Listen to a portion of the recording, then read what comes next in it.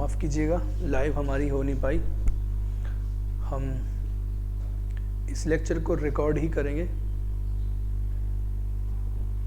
And that will be uploaded letter.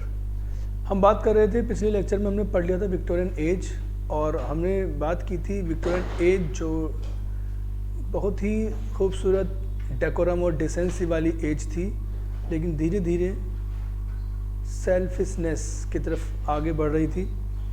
और जब England और फ्रांस का युद्ध रूस के साथ, ओटोमन अम्पायर के साथ इसको सपोर्ट देने के लिए हो जाता है और रिजल्ट निकलता है क्रीमियन वॉर का।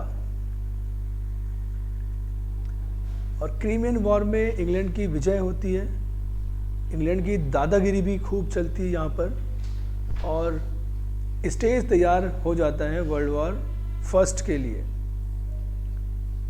वर्ल्ड वॉर फर्स्ट का स्टेज तैयार हो जाता है। वर्ल्ड वॉर फर्स्ट के बाद वर्ल्ड वॉर सेकंड भी आता है, और सारी दुनिया इन दो वर्ल्ड वॉर्स के बीच में पिसती गई। युद्ध बहुत ही खूबसूरत चीज़ है, लेकिन नेताओं के लिए, राजनेताओं के लिए, लेकिन बहुत ही खतरनाक भयानक चीज़ साबित होती है आम जनता के लिए। यूक्रेन और रूस का युद्ध चल रहा है, दोनों नेता बहुत ही ज़िद के साथ अपनी बात मनवा रहे हैं एक दूसरे से, कोई भी झुकने के लिए तैयार नहीं है। लेकिन वो आम जनता जिसका दैनिक जीवन अस्त व्यस्त हो चुका होगा, किसी को कोई फर्क नहीं पड़ता। वॉर के अंदर कोई भाई खोता है, कोई बहन खोता है, कोई परिवार खोता है। एक माँ अपने बच्चों को जिंदा रखने के लिए अपने जिस्म को बेच देती है। क्या कैफियत, क्या परिस्थिति उस औरत की हो सकती है। ऐसी परिस्थितियां इंसान के सामने आ जाती हैं कि वो अपनी जीवन लीला समाप्त करने के लिए तैयार हो जाता है। ये मॉडर्न एज कुछ ऐसे ही चीज़ों को ध्यान में रखते हुए हम इंग्लिश लिटरेचर का एक बहुत ही इम्पोर्टेंट एज के रूप में हम इस एज को देखेंगे। अगर हम फीचर्स की बात करें तो ये एज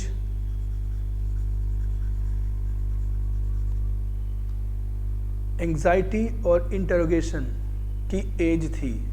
इंटरोगेशन सवाल जवाब, जिंदगी के हर एक फील्ड से सवाल।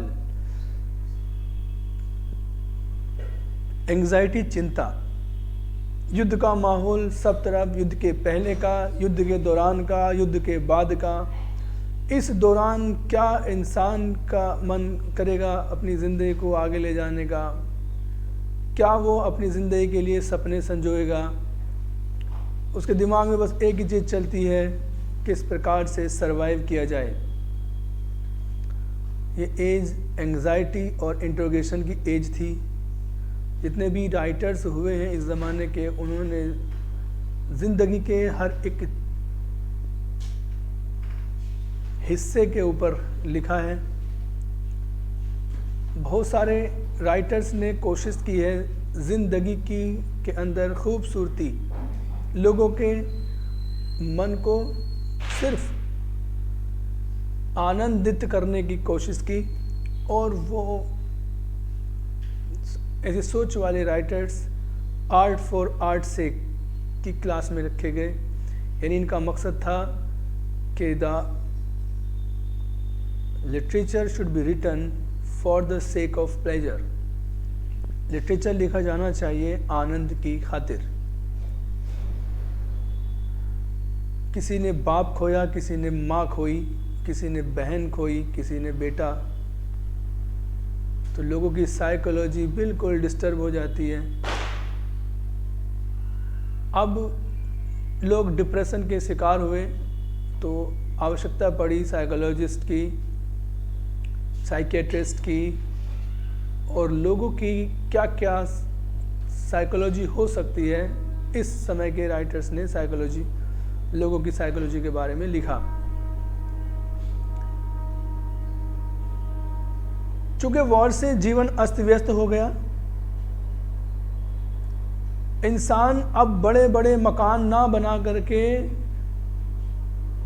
अपनी जिंदगी में नए नए सपने ना बुन करके अब उसका सिर्फ फोकस हो गया था किस प्रकार से जिंदा रहा जाए, जिंदा कैसे रहा जाए।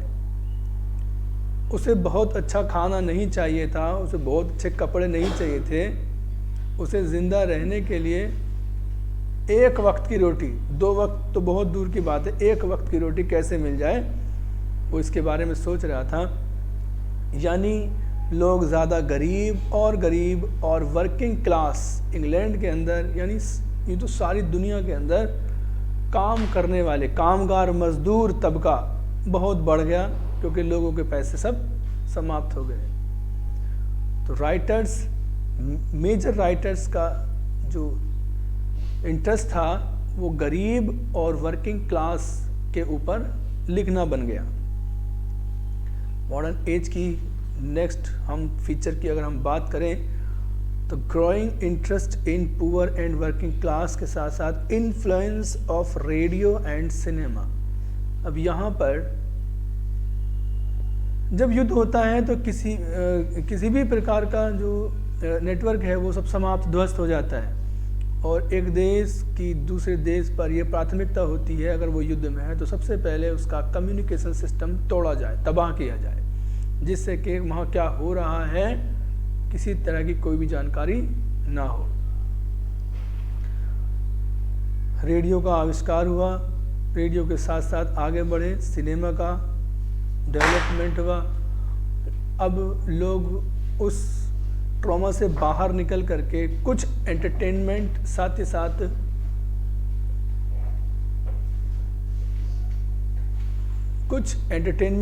और साथ ही साथ इंफॉर्मेशन अबाउट लाइफ, ज़िंदगी के बारे में, ज़िंदगी को कैसे आगे बढ़ाया जाए, इसके बारे में सोचने लगे, और मीडियम ऑफ कम्युनिकेशन बना रेडियो।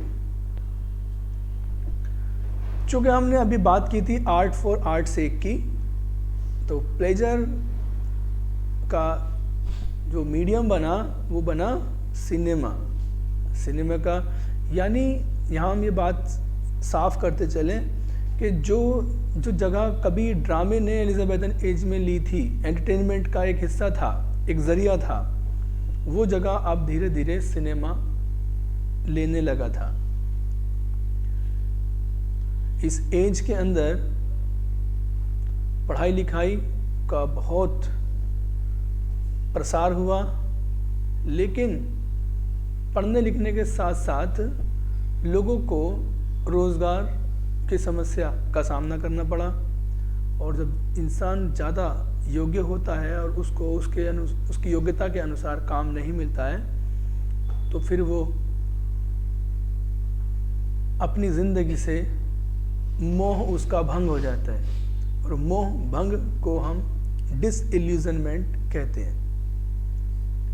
डिसइल्यूजनमेंट, ज़िंदगी से जो सपने, ज़िंदगी के बारे में जो सपने उन्होंने संजोए थे, बुने थे, वो सपने टूट जाते हैं, बिखर जाते हैं, और वो डिसइल्यूजनड फील करता है। डिसइल्यूजनड, मोहभंग महसूस करता है, फ्रस्ट्रेट महसूस करता है। खूब पढ़ा लिखा है, आज के दौर में भी आप देखिए, एक टीचर बनने के लिए बहुत दुनिया भर के पापड़ बेलने पड़ते हैं। ग्रेजुएशन करता है इंसान, उसके बाद बीएड भी करता है। बीएड जो कि बैचलर ऑफ एजुकेशन है, यानी शिक्षा की एक ऐसी डिग्री है जिसको करने के बाद आप शिक्षक बनने के लिए लायक हैं। लेकिन शिक्षक उस बीएड के बाद भी, मानो कि बीएड की डिग्री कुछ भी डिग्री नहीं है, उसके बाद भी आपसे एक टीईटी या सुपर टैट या टीईटी, हाँ टैट का दिया जाता है, उससे लिया जाता है प्राइमरी टीचर बनाने के लिए। उसका भी सिलेबस अच्छा खासा होता है। ऐसा मानो कि बीएड कोई भी चीज़ ना हो, वो टीईटी करता है, उसके बाद वो भी कंप्लीट नहीं है, अभी आप टीचर नहीं बने हैं। टीईटी के बाद एक और टैट, उसको सुपर टैट के नाम से यहाँ जानते हैं यूपी के अंदर, एक और टैट, मतलब मीन्स टैट के बाद भी एक और टैट, और उसमें दुनिया भर के विषय आपको पढ़ने के लिए कहा जाता है।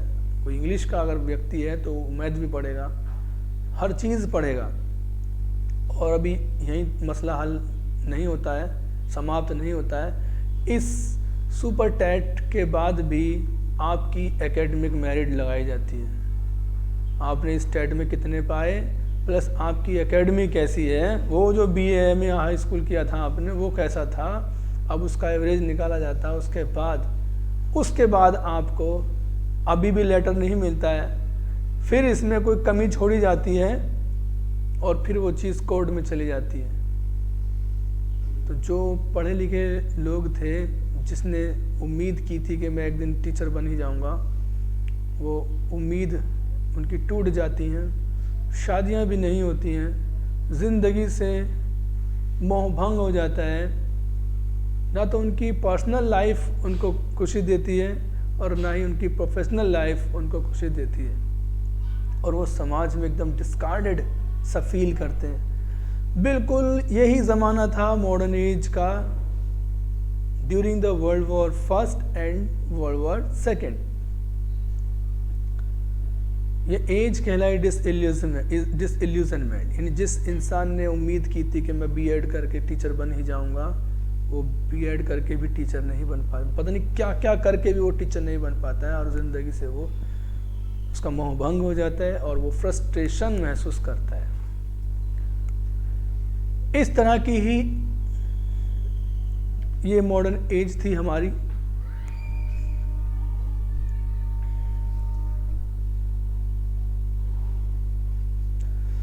यहाँ पर बहुत सारी मूवमेंट चली, एज एज एज, जिसके अंदर बहुत सारे आंदोलन चले। कुछ लोगों को समझाने के लिए थे, कुछ अपनी बात बताने के लिए थे, और उनमें सबसे बड़े जो मूवमेंट थी वो थी सिंबलिज्म। याद रखेंगे सिंबलिज्म, जैसे कि नाम ही है हमारा symbol.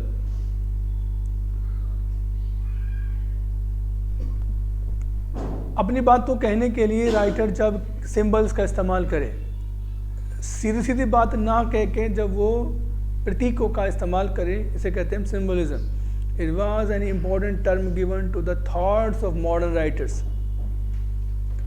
Thoughts of modern writers, modern writers के ख्यालों को ये एक टर्म, एक बहुत ही इम्पोर्टेंट टर्म दिया गया, एक शब्द के रूप में, एक टाइटल के रूप में बताया गया इस वर्ड को, symbolism. Like W.H. Auden,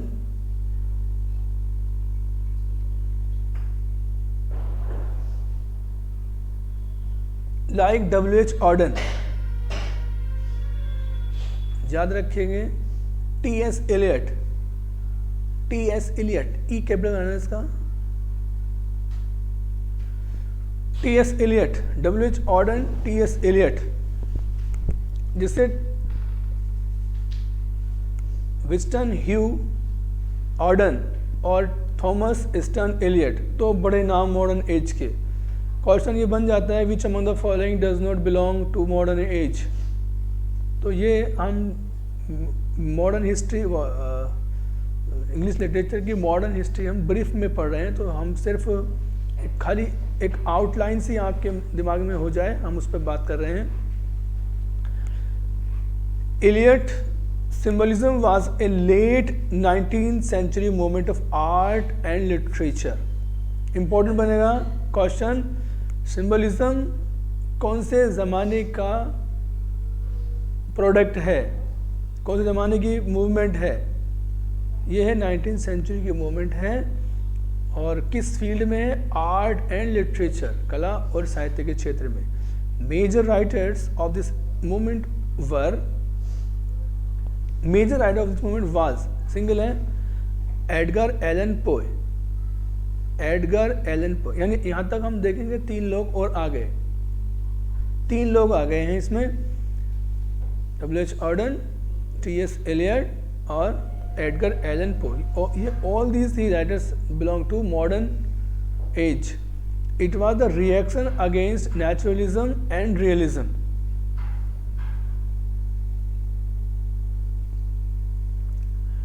symbolism was the reaction against naturalism. Naturalism हमने पढ़ा था मॉडर्न एज के अंदर, एमिली ज़ोला वाला। इन नेचुरलिज्म जो कि एक्सट्रीम फॉर्म थी रियलिज्म की, यथार्थवाद की पराकाष्ठा थी।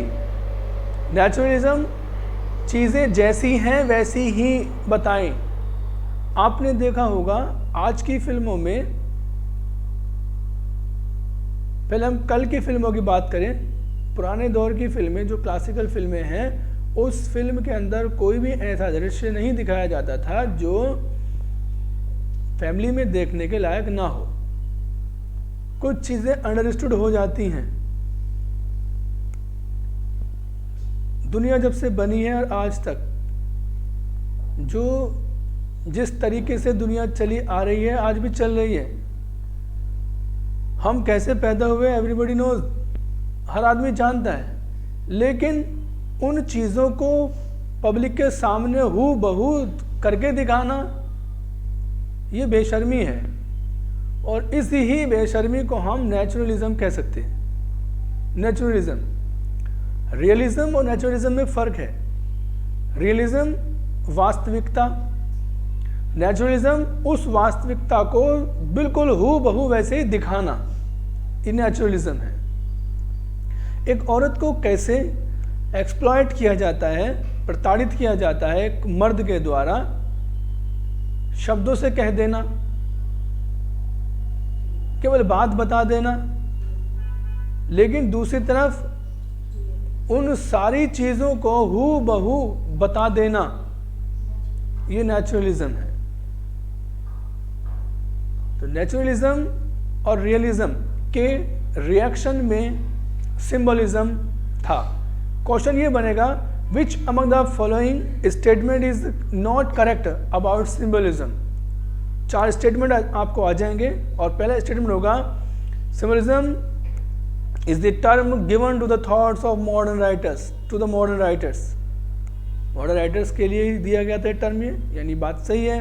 उसके बाद T.S. Eliot, W. Jordan, Edgar Allan Poe are the important writers of this movement, ये भी बात ठीक है। This movement is associated with art, literature and science, ये गलत है। This movement was associated with art and literature only, not with science। तो आपको माइन्यूटली चीज़ों को देखना ज़रूरी है। This movement was the reaction against naturalism and realism, ये बात सही है। तो थर्ड पॉइंट इसका गलत था, तो आपको बहुत ही माइन्यूटली इसको देखना ज़रूरी है। तो symbolism was the reaction against naturalism of Emile Zola and realism बताया था। अगर हम बात करें चार्ल्स डिकेंस की, तो उन्होंने रियलिज्म दिखाया अपने नॉवेल के ज़रिए। और इस मूवमेंट, सिंबलिज्म मूवमेंट के बाद, this movement gave a rise to fin de siecle movement, ये एक और नई मूवमेंट थी। क्वेश्चन बन जाएगा, which among the following is not a movement of modern age. Modern age की मूवमेंट नहीं है, कौन सी नहीं है? हम कह देंगे symbolism, fin de siecle movement, stream of consciousness और एस्थेटिसिज्म। एस्थेटिसिज्म इससे पहले की है, विक्टोरियन एज जो ख़त्म हो रही थी। तो याद रखेंगे, हायरार्की को समझ में आना आपको बहुत ज़रूरी है। Fin de siecle movement,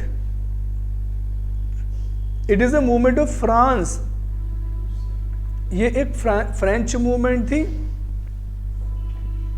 France, Russian और बेल्जियम, 3 जगह ये हुई मूवमेंट, फ्रांस, बेल्जियम और रशियन। बहुत इंपॉर्टेंट है fin de siecle movement. Fin de siecle movement का मतलब क्वेश्चन बन जाएगा कि ये कौन से देश से संबंधित हैं? फ्रांस से, रसिया से और बेल्जियम से। है क्या ये फिन डी सेसिल मूवमेंट? क्या है ये? देखिए, it was a French movement, ये एक फ्रेंच मूवमेंट थी। The meaning of these words is, इन शब्दों का अर्थ है is the end of the century. What is the meaning of the term fin de siecle, fin de siecle का मतलब क्या है? तो फ्रेंच भाषा में end of the century, end of the century, और the term of century,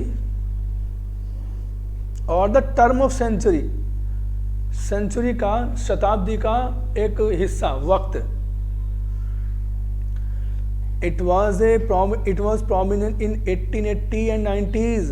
फिंडेसेसिल movement का टाइम कब है, कब से कब तक है? 1880 से 19 तक, 90 के दशक में। The writers of the movement gave the emphasis on the traits in culture।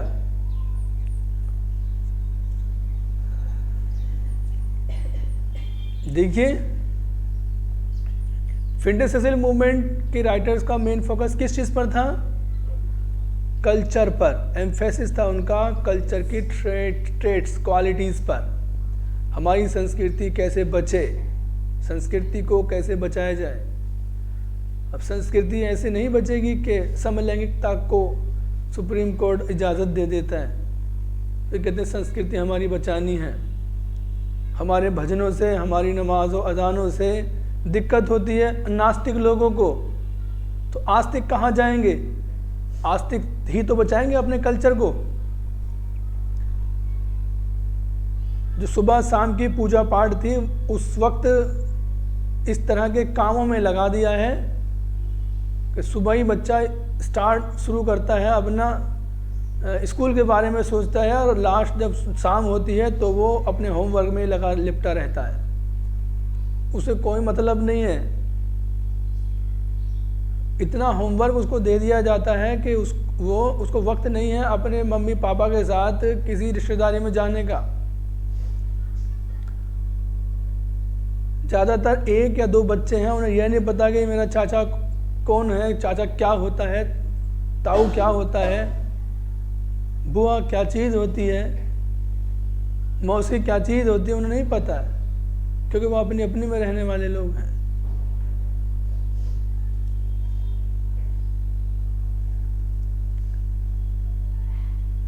जो हमारा पुराना कल्चर था वो खत्म होता जा रहा है और नया कल्चर उसकी जगह लेता जा रहा है, और वो कल्चर है एकांकीपन वाला।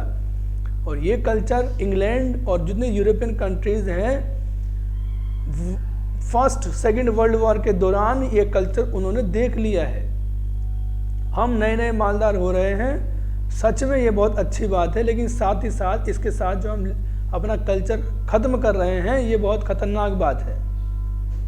और हमारे देश के अंदर ही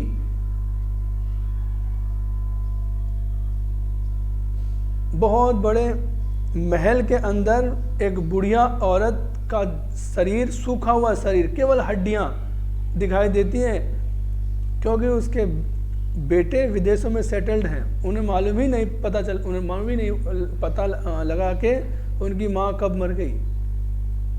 ये कल्चर है। जितने ज़्यादा हम मॉडर्निटी में चले जाते हैं, उतने ही कल्चर हमारे अंदर से निकल जाता है। ऐसी सोच रखने वाले कुछ लोग होते हैं कि कैसे कल्चर बचाया जाए। तो मॉडर्न एज के अंदर फ्रांस, रूस और बेल्जियम के राइटर्स के अंदर कुछ ऐसे राइटर्स निकले जिन्होंने इस चीज़ पर ध्यान दिया कि कल्चर को कैसे बचाया जाए। It is associated with the degeneration of B.A. Morel.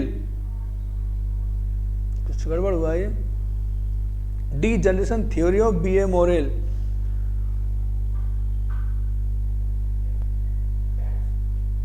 Degeneration theory क्या है? कल्चर डीजनरेशन का मतलब यहां पे है डीजनरेशन ऑफ कल्चर,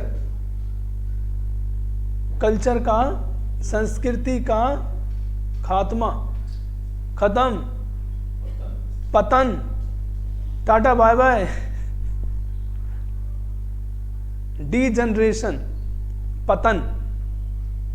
देखिए जनरेशन, डीजनरेशन में 2 शब्द हैं इंपॉर्टेंट। ये डी का मतलब होता है डाउन, डी जहां भी जुड़ जाएगा उसका मतलब होता है डाउन, नीचे गिर गया, टूट कर खत्म। और जनरेट का मतलब होता है पैदा करना। तो डीजनरेट जनरेट पैदा करना और डीजनरेट नष्ट कर देना। तो ये डीजनरेशन थ्योरी है, बी ए मॉरेल ने दी थी, और इसमें ये बताया जाता है जितनी भी चीज़ें हम मॉडर्निटी की अपने अंदर एक्वायर करते जाते हैं उसी के उतना ही हम साथ ही साथ उसके हम क्या करते हैं, अपने कल्चर को और दूसरी बहुत सारी अच्छी अच्छी चीज़ों को हम डीजनरेट कर देते हैं।